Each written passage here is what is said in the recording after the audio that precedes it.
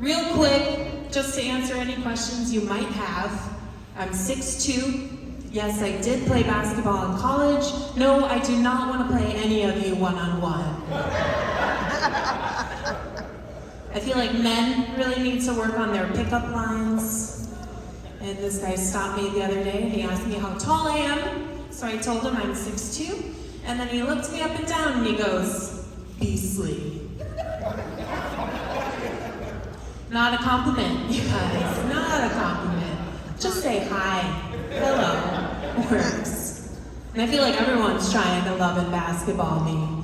They're like, let's play one-on-one. Let's not. No. To be fair, I do spend a lot of time at the Venice Beach basketball courts, not playing, just scouting for a husband. Look guys, I respect you for shooting your shot, I really do. Because what, you miss 100% of the shots you don't take, right? But also, remember to ask yourselves, is this a high percentage shot?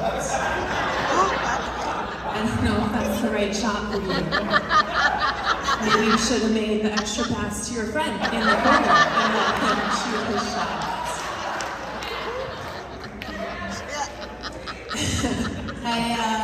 I am originally from the Midwest. Thank you. Obviously, you guys look at me. They do not breed them like this in Los Angeles. Dairy, real milk went into this bottle. Can't get this with almond milk.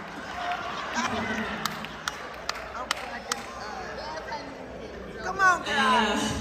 I grew up in a very big, very Christian family. So my dad was a pastor, my mom a Lutheran school teacher, and I have 6 brothers and sisters. Yeah, my parents bred their own basketball team. I'm gonna be real with you guys too, we were pretty rich in God's blessings. Poor in the money. No, money was not one of those blessings. We were so poor, we used to get bags of clothing from the families at our church, which was cool, they were looking out for us, right? I just remember everything being so nice, and I remember being so excited going into Sunday school in my new sweater, and one of the rich kids came up and complimented me. She's like, I really love your sweater. Thank you. Do you want it back, or? We lived in a pretty rough neighborhood growing up, and I remember after our house was broken into, my parents did get smart and they put up an alarm system sign in our front yard because we were poor. You guys remember The Cosby Show? Yes. Yeah, I know, it's a very touchy subject, but let's just focus on the characters, okay? I remember one episode, Dr. Huxtable sat down one of his kids and he said, you are not rich. Your mother and I are rich. You have nothing, right? You have nothing. Yeah. I always wish my dad would have done something like that with us. Just sat us all down and been like, you are not poor. Your mother and I are poor. You have everything. That's a lie I could have gotten on board with. One of my sisters just had her second baby, which is very exciting. She's a single mom. She's fantastic at it. I don't know how she does it. She has me thinking about motherhood though, and I'm like, I can't do that alone. Like, I need a partner, you know? Because kids aren't supposed to ruin a person's life. They're supposed to ruin 2 people's lives. Exactly. I do want kids someday, which surprises a lot of people in my life. They're like, Lizzie, you don't even like kids. No, I don't like your kids. You're a bad parent, your child's a monster, okay? And I know everyone has their own ideas on how they'll raise their children, right? Some are on board with hitting, some aren't. Look, I don't care what you do, I just wish people would stop using their own childhoods to justify how they're gonna raise their children. I have this coworker that's always like, my parents never hit me, I turned out pretty okay. Did you? I still don't know where you were January 6th. You know what I mean?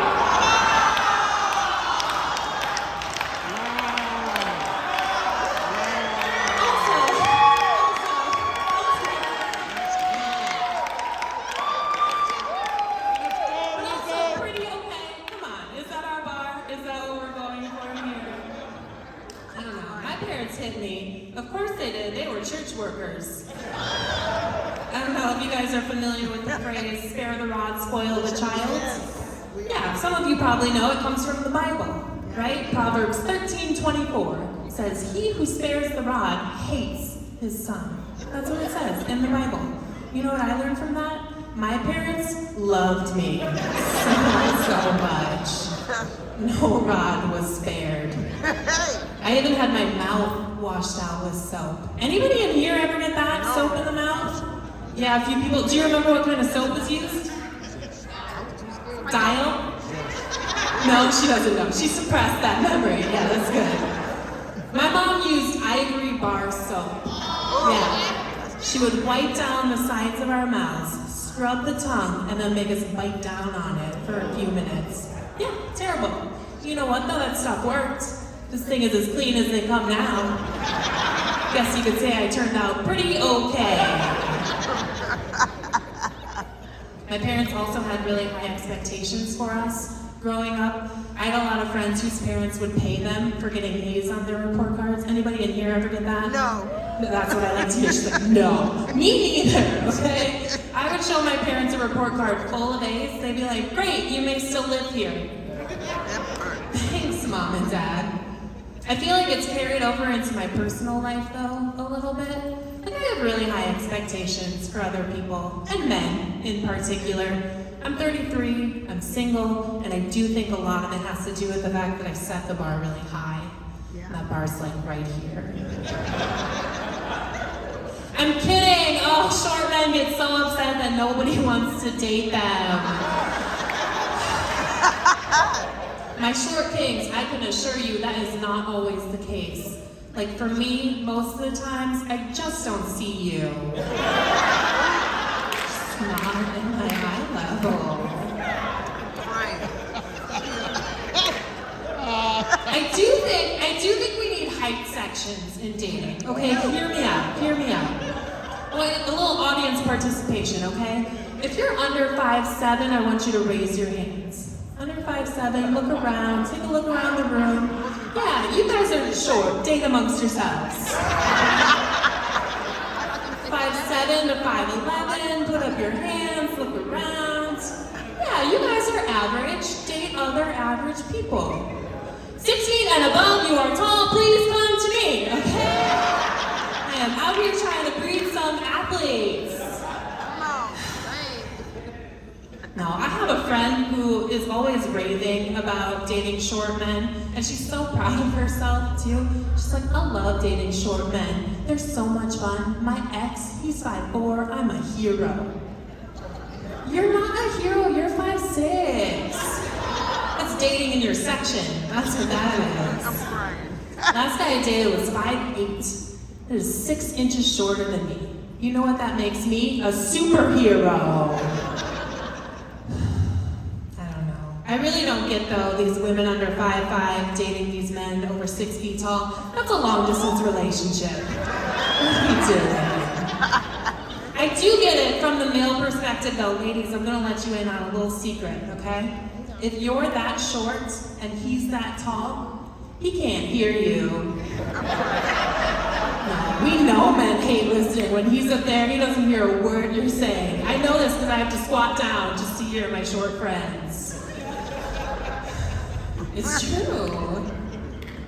No, I'm very intentional when it comes to dating, and it makes it hard because I meet a lot of men that are like, oh, I'm just looking for something fun, something casual. Okay. Go to Disneyland. Buy a jean jacket. Don't waste my time. I'm very competitive. You kind of have to be growing up in a family of 9. You don't compete, you don't eat. That's it, right? But I learned something about myself. I don't do well with people who aren't competitive. I come across so many people that are like, we're just here to have fun. Well, you can't be on my team. You guys know what's fun? Winning. Yes. Winning is fun. Some of my friends get really upset with me though, because I won't play certain sports with them. And I'm like, well, be better. You're not very good. You guys have been so wonderful. I'm Lizzie Beck. Thank you so much.